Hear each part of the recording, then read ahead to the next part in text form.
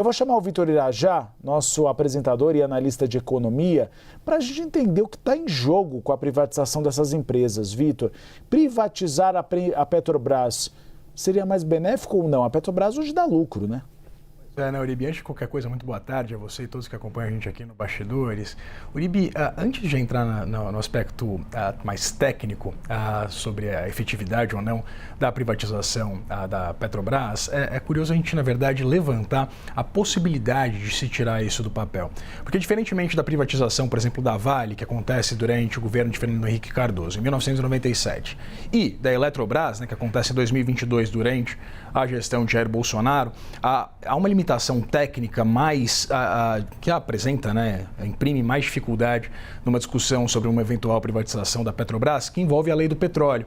Isso porque o petróleo, diferentemente do minério de ferro, por exemplo, né, caso da Vale, ou até mesmo de toda a cadeia produtiva de energia do país, o petróleo ele é detido pela União, não pela Petrobras. Então, uma discussão eventual sobre uma privatização da Petrobras, ela passaria também por uma revisão da lei do petróleo e, evidentemente, também uma série de previsões do ponto de vista legal que precisaria ser discutido por meio de uma proposta de emenda constitucional, né, uma PEC, e não um PL, como foi no caso, por exemplo, da Eletrobras, quando houve uma diluição, a oferta de novas ações da Eletrobras, que já era também uma empresa de capital misto, né? Já era também listada em Bolsa de Valores, está presente inclusive no índice Bovespa. Houve naquela ocasião a oferta por parte da União de novas ações, diluindo a participação da União na empresa e mantendo, na ocasião, que eles chamavam de Golden Share, né? Que era praticamente uma ação especial para o governo federal com poder de veto sobre assuntos estratégicos. No caso da Petrobras, esse assunto é muito mais delicado, principalmente desse ponto de vista sobre a detenção do petróleo por parte da União e não por parte da própria Petrobras. E o próprio ex-presidente da Petrobras, durante o governo de Jair Bolsonaro, Joaquim Silvio Luna, já defendeu que nos moldes atuais de estrutura, né, de composição acionária da Petrobras, uma privatização ela não seria tão, não modificaria tanto a estrutura que já existe por parte da Petrobras. Há uma participação relevante também da empresa, principalmente no pagamento de tributos para a União, tinha esses dados inclusive aqui. Em 2025, a Petrobras pagou 277 bilhões de reais em tributos e participações governamentais,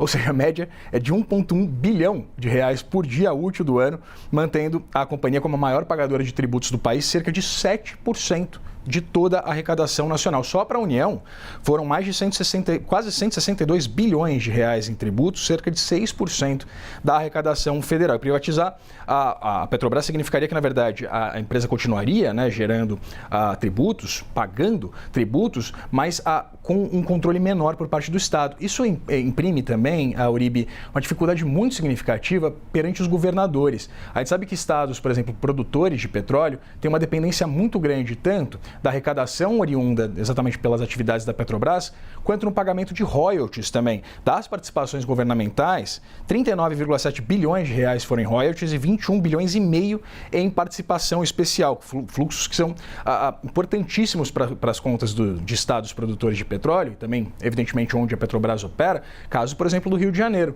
Então, uma proposta que visasse diluir essa participação acionária da Petrobras, enfrentaria muita resistência também por parte de governadores que têm uma dependência muito significativa dessas operações da Petrobras. Portanto, é uma discussão muito mais delicada e que teria, na verdade, uma efetividade que o mercado coloca até em xeque, exatamente porque a Petrobras já é uma empresa de capital misto.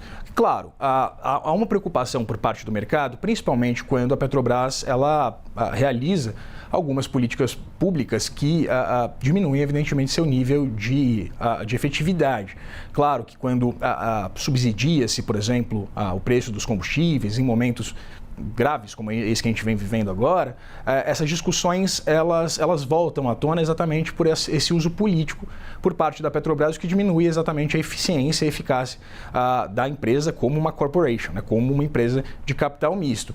E, na verdade, modifica exatamente essa estrutura. A quem a Petrobras, de fato, ela responde? Seria aos acionistas privados, né, caso de uma empresa privada, ela tem que gerar lucro para quem compra uma ação, ou seria uma ferramenta de uso político e de uso exatamente para engendramento de políticas públicas. Aí fica exatamente essa discussão acerca da privatização da Petrobras.